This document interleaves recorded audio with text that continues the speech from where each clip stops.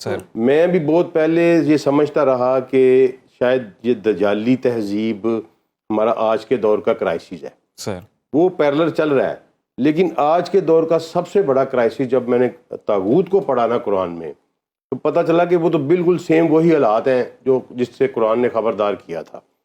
سورہ نساء کی آیت نمبر 60 میں نے کل بھی اس کا ذکر کیا تھا.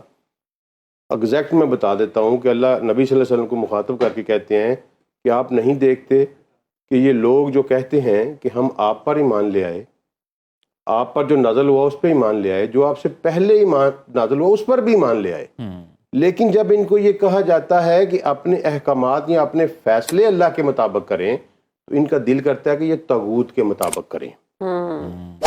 حالانکہ آگے اللہ کہتا ہے کہ حالانکہ انہیں حکم دیا گیا تھا کہ طاغوت کا انکار کریں. صحیح. ٹھیک ہے. اب موجودہ دور میں یہ کیا ہو رہا ہے؟ ہم سب اسی ڈیلما کا شکار ہیں، سارے کے سارے. اب دیکھیں کہ 99-98% مسلم آبادی والا ملک ہے، سود کا نظام پھر کیوں چل رہا ہے؟ جی، جبکہ قرآن میں واضح طور پہ یہ ہے کہ اللہ اور رسول سے جنگ ہے. 98% مسلمان رہتے ہیں اور 5 کروڑ بوتلیں شراب کی بک رہی ہیں سالانہ. ٹھیک ہے نا؟ تو یہ سارے کا سارا معاملہ جو ہے نا یہ وہی ہے کہ ہم بس قید مانتے ہیں، لیکن جب کام کرنے کی باری آتی ہے تو پھر ہمارا دل کرتا ہے کہ ہم واپس پلٹ جائیں طاغوت کی طرف. اسی طرح احکامات میں آ جائیں، سسٹم کی بات کر لیں تو ابھی یہ گندم کا آج کل سیزن چل رہا ہے. جی جی. تو پچھلے سال ہماری گندم پیدا ہوئی تھی 28 ملین ٹن. صحیح. اس دفعہ ہم ایکسپیکٹ کر رہے ہیں 30 ملین ٹن. اب گندم کے اوپر یا کسی بھی زرعی پیداوار کے اوپر اللہ اور اللہ کے رسول نے قانون نافذ کیا ہے عشر کا. جی صحیح. عشر کا قانون یہ ہے کہ جب آپ artificial mean of irrigation use کر رہے ہیں، اپاشی جو ہے آپ کنویں سے کر رہے ہیں یا ٹیوب ویل سے کر رہے ہیں، اپنا پیسہ آپ کا لگ رہا ہے اپاشی پہ، تو آپ 5% دیں گے پیداوار کا.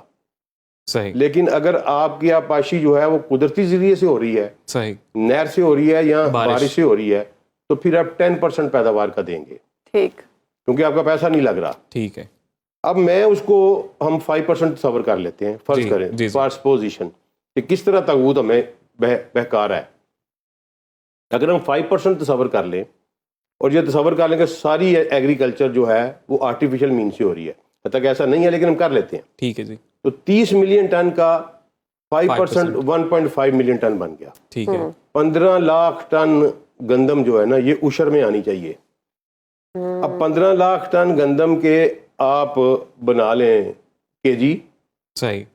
اور پھر 1.5 جو ہے نا ممبر کی ایک فیملی، اوسط جو ہمارا ایوریج یونٹ ہے فیملی کا، اس کو 10 من گندم چاہیے سال کی. بالکل. ٹھیک ہے. ٹھیک ہے. تو صرف ایک فصل کی گندم کی عشر سے ہم کوئی تقریباً 37 لاکھ فیملیوں کو ایک سال کی فری گندم دے سکتے ہیں. واہ واہ. یہ اللہ کا نظام ہے. اور پھر اگلے سال خریف کی 6 مہینے بعد خریف کی فصل آئے گی، 37 لاکھ فیملیاں وہاں لگا لیں، 80 لاکھ تقریباً 75-80 لاکھ فیملیاں ہو گئیں. 5 سے ضرب دیں تو آپ 2.5-3 کروڑ کو ایک سال میں غربت سے باہر لے آئیں گے. واہ واہ. اور 5 سال ابھی اس کے علاوہ زکوٰۃ علاوہ ہے. جی جی. ٹھیک ہے. آپ 5 سال میں آپ صرف زکوٰۃ اور عشر کا نظام نافذ کر دیں تو آپ کی پاکستان میں 100% یقین سے کہتا ہوں، میرے پاس ساری کیلکولیشن موجود ہے، کیونکہ اس کی ریزن ہے کہ اونٹ پہ زکوٰۃ ہے، بکریوں پہ زکوٰۃ ہے، بھیڑوں پہ زکوٰۃ ہے، گایوں پہ زکوٰۃ ہے. آپ ایک لائف سٹاک کا پروگرام بنائیں. جی. ٹھیک ہے جی. مثلا بڑے بڑے ڈیری فارم ہیں، نشاط والوں کا ہے، سفائر والوں کا ہے، عمر والوں کا، بڑے بڑے ڈیری فارم جن کے پاس 15 20 25 ہزار گائے ہیں، تو وہ زکوٰۃ نہیں دیتے ان کی. اگر وہ زکوٰۃ دیں، ان سے گائے لیں، وہ یونٹ آپ بنائیں، فیملی غریبوں میں بانٹ دیں، ان سے واپس لیں بچے. مثلا ایک پورا سسٹم ہے اس کا. اور 5 سالوں میں آپ کی تمام فیملیاں جو خطۂ غربت سے نیچے رہ رہی ہیں صرف زکوٰۃ اور عشر کے نظام سے باہر آ سکتی ہیں. اچھا عبدالسلام صاحب، یہ بھی تو ہوتا ہے نا، جیسے ابھی آپ نے بات کی کہ 25 ہزار گائے اور بھینسوں کا فارم ہے، تو کئی دفعہ لوگ اس طرح بھی کرتے ہیں کہ وہ زکوٰۃ کسی اور انداز میں دے دیتے ہیں، وہ مال کی صورت میں دے دیتے ہیں. سر کہاں دیتے؟ نہیں دیتے نا. میں یہی تو عشر کوئی بھی نہیں دیتا، میں خود ذمہ دار ہوں. صحیح. ٹھیک ہے نا. میرا خیال 1% ذمہ دار بھی نہیں ہوگا جو عشر دیتا ہوگا. یہ گورنمنٹ کا کام ہے لینا. بالکل ایسے ہے. ابو بکر صدیق نے جو جہاد کیا تھا اسی پہ کیا تھا کہ میں تم سے لوں گا, گورنمنٹ لے گی. تو طاغوت یہ کیا, جب یہ باری آتی ہے تو پھر ہم وہ ٹیکسیشن نظام کی طرف چلے جاتے ہیں کہ جی وہ بڑا, یہ وہی سیم بات ہے جو اللہ قرآن پاک میں کر رہے ہیں کہ جب یہ نافذ کرنے کی بات آتی ہے, احکامات کی بات آتی ہے, فیصلے کرنے کی بات آتی ہے, تو ان کا دل کرتا ہے کہ ہم اس کی طرف چلے جائیں. اور طاغوت میرے بچے اچک رہا ہے, میری قوم کے بچے اغوا کر رہا ہے, میری گود سے چھین کے لے جا رہا ہے. ایسی ایسی ٹیمپٹیشن, ایسی ایسی اٹریکشن دی ہوئی ہیں اس نے. پیدا تو وہ مسلمان گھروں میں ہو رہے ہیں جی. بچیاں جو ہیں سیمینارز میں کویشچن کر رہی ہیں کہ what the Allah has to do with my private affairs. صحیح. اللہ. ٹھیک ہے نا جی. صحیح. تو یہ ایک بہت بڑا المی ہے. یہ سارے کا سارا طاغوت کا جو ہے نا سسٹم یہ پھیلایا ہوا ہے. اب میں آپ کو حدیث سناتا ہوں ترمذی کی. جی جی. اور نبی کریم صلی اللہ علیہ وسلم, میں اس لیے کہتا ہوں کہ اپنے نبی کو پڑھا کریں, ہر چیز کا سمجھا کے گئے ہیں. اسی پیٹرن کے اوپر انہوں نے سمجھایا کہ جب اللہ نے جنت بنائی تو جبریل کو کہا جو جنت کو دیکھ کے آؤ. جبریل جنت دیکھ کے واپس آئے, وہاں دیکھا عیش و عشرت کے مزے, وہ اس کی سینٹی بیوٹی, اور کہا کہ اللہ کوئی بیوقوفی ہوگا جو اس میں جانا پسند نہ کرے. کون ہے جو اس میں جانا پسند نہ کرے گا؟ اللہ نے کہا اب کے جاؤ. واپس گئے تو اللہ نے جنت کو مصائب, علائم, مشکلات, بھوک اور افلاس سے ڈانپ دیا تھا. اس کے ارد گرد یہ ساری چیزیں تھیں. اچھا. تو جبریل نے کہا اللہ تیری ذات کی قسم کوئی بھی اس طرف نہیں آئے گا. اچھا, اس کے بعد اللہ نے کہا جاؤ اب جہنم کو دیکھو. ترمذی میں حدیث ہے 2560 سے لائک وائز اس طرح کا نمبر ہے. تو جبریل نے اس کو کہا وہ جہنم دیکھنے گیا, اس کی ہولناکیاں دیکھیں, عذاب دیکھا, تشدد دیکھا اس میں.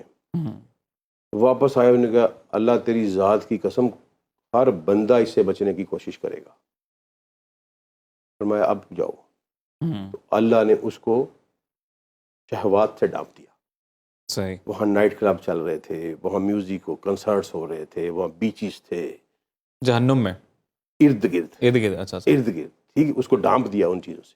صحیح. یعنی مشکلات جو زندگی میں آپ کو دکھائی جاتی ہیں. جبریل نے واپس آگے کہا کہ رب کعبہ تیری ذات کی قسم سب اس طرف ہی جائیں گے. سب اس طرف جائیں گے, کیونکہ مشکلات تو جنت کی طرف یہ دکھائیں گی. طاغوت ہے, یہ وہ جال پھیلایا ہوا ہے اس کا جس سے ہمیں باہر نکلنا ہے. اور پھر اللہ تعالیٰ یہ کہتے ہیں کہ میں نے تمہیں حکم دیا تھا کہ تم اسے باز آؤ, اس سے اجتناب کرو, تو تم اس کی پیروی کر رہے ہو. پھر آگے اللہ کہتے ہیں کہ جو اس سے اجتناب کرے گا میں اس کو ساتھ کیا کروں گا. اللہ کہتے ہیں میں اس کو ساتھ دوں گا ان لوگوں کا جن پر میں نے انعام کیا ہوا ہے. کن کا؟ نبیین کا, نبیوں کا, صدیقوں کا, شہیدوں کا. واہ سبحان اللہ. اگر صرف تم طاغوت سے اوائڈ کرو گے نا اور میرے سسٹم میں رہ کے اپنی زندگی گزارو گے, اور یہ بھول ہے, یہ ہمیں ڈرایا گیا ہے, مسکنسیپشن کی گئی ہیں. تھوڑی سی سیریس ٹاک ہو گئی ہے جی جی جی کہ مسکنسیپشنس کی گئی ہیں کہ جناب اسلام پہ عمل کریں گے تو شاید دنیاوی زندگی ختم ہو جائے گی. جی جی دنیاوی زندگی آپ کی زیادہ جو ہے نا وہ ہو جائے گی, بہتر ہو جائے خوشحال ہو جائے گی. جس کسی نے بھی اس پہ عمل کیا آپ اس سے پوچھ لیں, بہت بہتر ہو جائے گی. آپ دنیا میں رول کریں گے, آپ کی عزت ہوگی, آپ کے معاشرے کی عزت ہوگی. لیکن اس طرف ٹیمپٹیشن اتنی, طاغوت نے جال اتنا بڑا پھیلایا ہے. اللہ نے پھر آگے کہا کہ یہ جو لوگ ہیں اللہ کے والے سسٹم والے, یہ جب لڑتے ہیں یا جہاد کرتے ہیں تو اللہ کے رستے میں لڑتے ہیں. اور یہ جو کافر اور طاغوت والے لوگ ہیں یہ طاغوت کے رستے کا دیہات کرتے ہیں. بالکل. جذبات ان میں بھی اتنے ہی ہوتے ہیں. آپ کسی ہندو سے جنگ کرنے میں جائیں وہ بھی اپنے وطن پہ مار ملتے ہیں. ٹھیک ہے نا جی.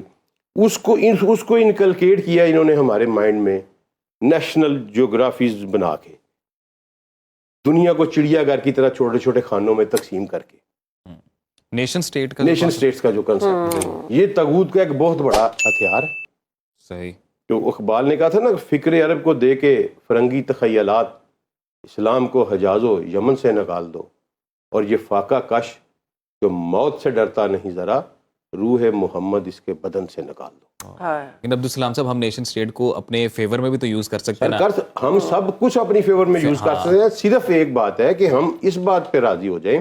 میں نے پہلے آپ کو 3 ایگزامپلس دی ہیں کہ یہاں پھر اگر مسلمان ہیں تو سود کیوں چل رہا ہے, صحیح بات ہے. اگر مسلمان ہے تو شراب کیوں بک رہی ہے, اگر مسلمان ہیں تو زکوٰۃ اور عشر کا نظام کیوں نہیں نافذ. اب یہاں جب بھی اسلام نافذ کرنے کی بات آتی ہے نا, اور جب کبھی بھی کوشش ہوئی تو کہاں سے شروع ہوئی؟ گاڑیوں میں سے ٹیپیں اتروا دو جی, لڑکیوں کو نقاب پہنا دو, جی جی جی جی کالج یونیورسٹیوں کے درمیان میں ترپال لگوا دو. جی جی جی ٹھیک ہے نا بھائی, ہر کمال کرے. میں مانتا ہوں بھائی یہ اسلام ہے, لیکن اسلام اس سے بہت بڑا ہے. تم یہاں سے شروع کرو نا کہ میں نے غربت ختم کرنی ہے. ایگزیکٹلی, بالکل میں دیکھوں گا کون اس کی مخالفت کرتا ہے. ایگزیکٹلی. تم یہاں سے شروع کرو کہ بھائی میں نے اسلام نافذ کرنا ہے. میں نے 1 سال میں 2.5 کروڑ بندوں کو 1 سال کی غذائی ضروریات فراہم کرنی ہے اسلامی سسٹم کے ساتھ. لوگ گلی چوکوں میں آ کے آپ کا استقبال کریں گے. اور ہم نے جدید علم بھی سیکھنا ہے. جدید علم بھی سیکھ رہے ہیں. ہمارے کریکولم دیکھیں اسکول کالجوں میں پرانے پڑھائی جا رہے ہیں, سب کچھ پڑھائی جا رہے ہیں. ٹھیک ہے, اب یہ سب سے بڑا ویسٹ کو فالو کر رہے ہیں, ہمارے کلچر بھی ویسٹ کو فالو کر رہے ہیں. ہم کچھ فیس کو فالو کریں. وہی سسٹم ہے. کل میں نے آپ کو بتایا تھا کہ 5 چیزیں جو ہیں, ٹھیک ہے, ہماری جو عقیدے ہیں, جی جی, اعتقادی نظام ہے, اس پہ ہے ہم تھوڑا سا. باقی تو سارا معاشرتی بھی ختم ہو چکا ہے, معاشی بھی ختم ہو چکا ہے ہمارا. بالکل ایسے ہی. ٹھیک ہے نا, سیاسی بھی ختم ہو چکا ہے. کچھ بھی نہیں رہا ہمارے پاس. ہم اسی کو مذہب کو دین بنا کے بیٹھے ہوئے ہیں اور سمجھ رہے ہیں کہ ہم نے نماز پڑھ لی, نماز پڑھ کے باہر آ کے بے شک سود کا کاروبار کر لیا. نتھنگ. اور بھائی یہ اسلام نہیں ہے. This is not the true picture of Islam. تو عبدالسلام صاحب اگر ون لائنر آپ اس کو یہ بتا سکیں کہ اب اس نظام سے بچے کیسے؟ سر بچے صرف ایک صورت میں بچا جا سکتا ہے, جب ہماری انٹیلیجنس یا ہمارا پڑھا لکھا بندہ جو ہے نا, آپ جیسے, ان جیسے, میرے جیسے, وہ مسجد میں داخل نہیں ہوتے. دس از دا اونلی سولوشن. یار لعنت ہے ہمارے اوپر کہ ایک بستی ہے, ایک ہاؤسنگ سوسائٹی ہے جس میں 500 گھر ہیں, 500 کے 500 مسلمان, اور فجر کے وقت وہاں اعلان کرنا پڑتا ہے کہ 3 بندے آ جائیں, جماعت نہیں ہو رہی. اس سے بڑا اور کیا ہو سکتا ہے؟